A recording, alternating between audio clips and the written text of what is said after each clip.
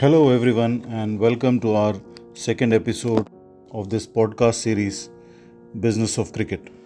I am Atul Srivastava, and thanks a lot for a good response to our first episode.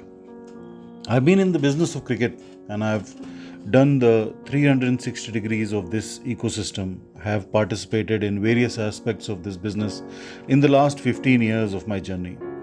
I have done player management for more than 20 players, both India and overseas. I have done licensing and merchandising, done operations for various events, players recruitment for various teams and their strategies, sponsorships, both central as well as team specific, uh, league formation from scratch from day one.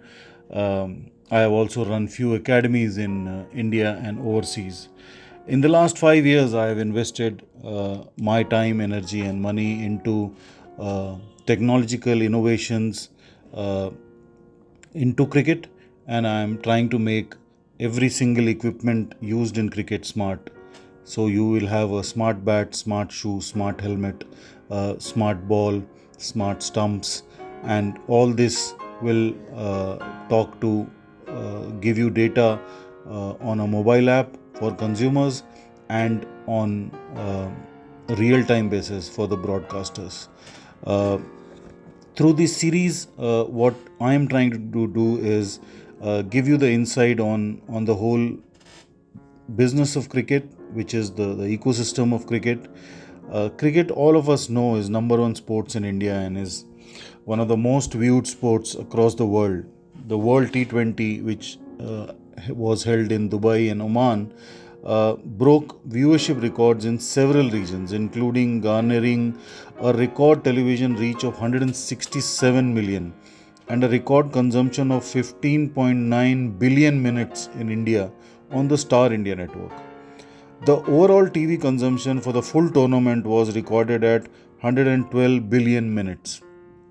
Now cricket is no more a small game. It's a truly global game, and I have seen this journey at least from 2005 when I entered this ecosystem, and till date I have seen it grow leaps and bounds.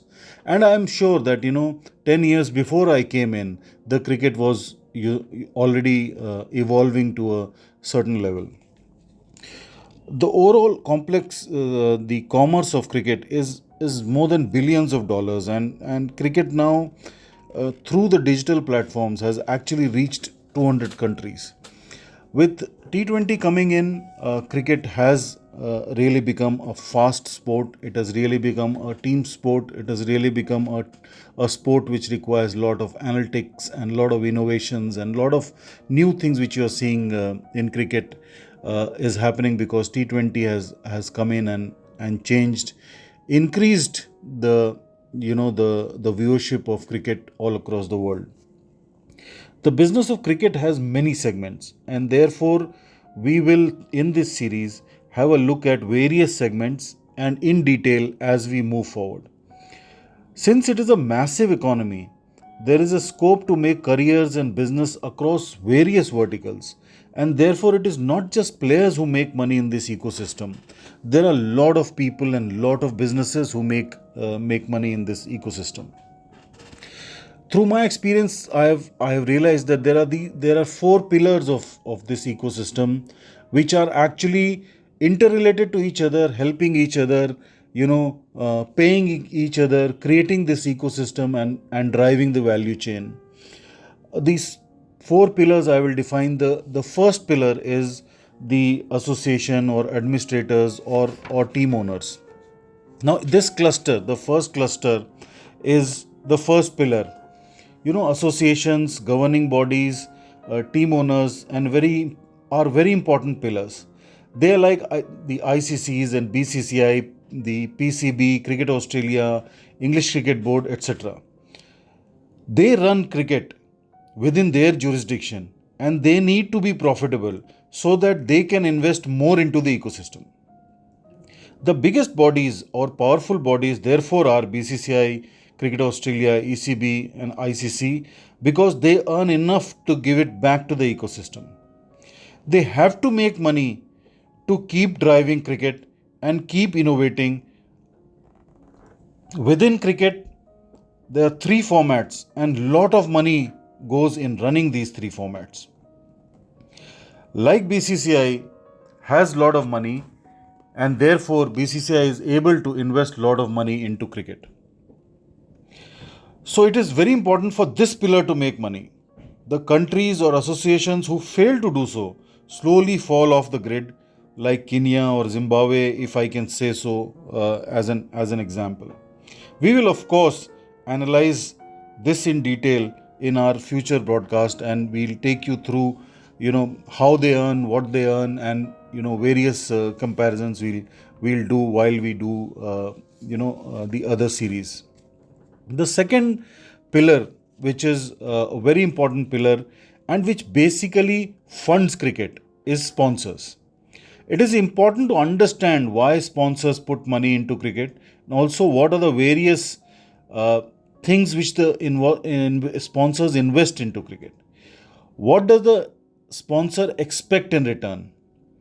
Why the sponsorship cost of a series is high or low?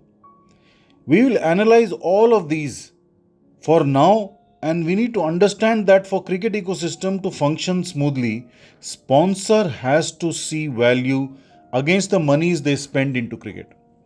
And all of us have seen the sponsorship has evolved because the popularity of the game has evolved, because there is a lot of money which has been invested by the associations and these bodies in creating properties like the IPLs and Big Bash and CPLs and other properties, making cricket more and more visible and therefore more and more consumable for consumers, and therefore becoming more and more lucrative for sponsors to come in.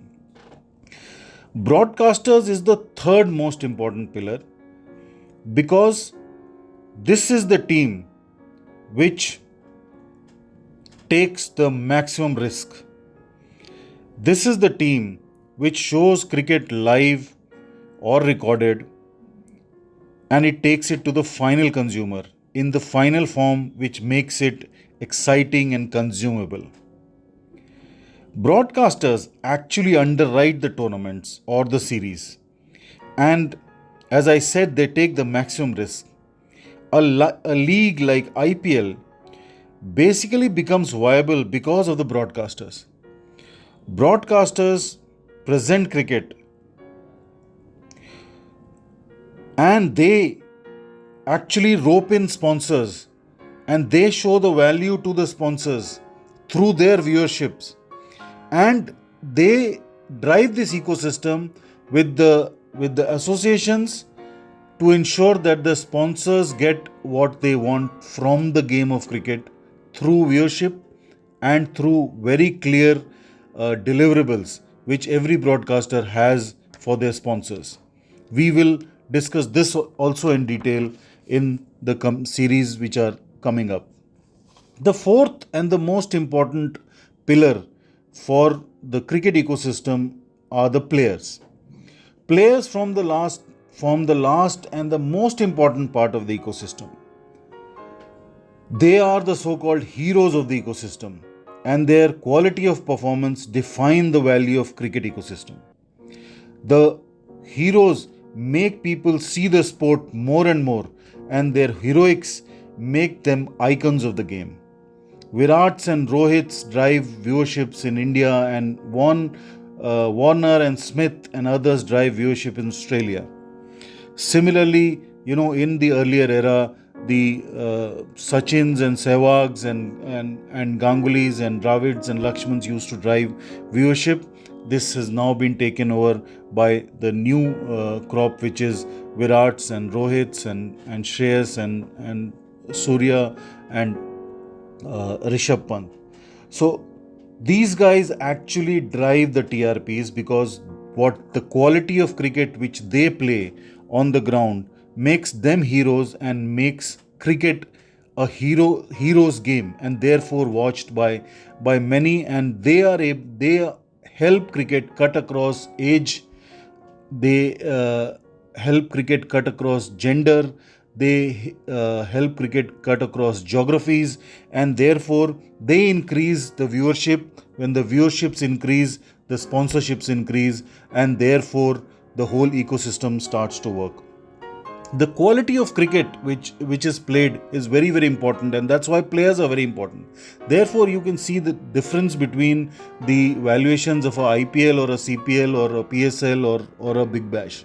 The quality of cricket which is played is extremely critical, and the kind of quality is done by our players, which are the fourth most important pillar. So these four pillars actually are the pillars of the ecosystem of cricket, and they combined drive the economy. When we go deep into all these pillars in our future episodes, I will try and take you through every single pillar and how this pillar is important. Now to get after these four pillars, create a say a event or a series or a product. The fans are the final consumers, and therefore to me, fans are the most important part of this ecosystem, because they actually consume cricket by giving their time or money, and therefore make the sport popular. It is finally to the fans who make India bigger, because India has bigger fans. So if you are a fan, please be proud of your contribution to cricket ecosystem. In the next episode, I will break down four pillars one by one and give you more details. And I will start with the first, which is the most fascinating part, or which is the most interesting part, is players. So players ecosystem, I will break it down into two. One, the player earning themselves, and second, how the sponsors and the ecosystem earns from the players. Till then, please take care of yourself, and thanks a lot. This is Extra Time! Extra Time!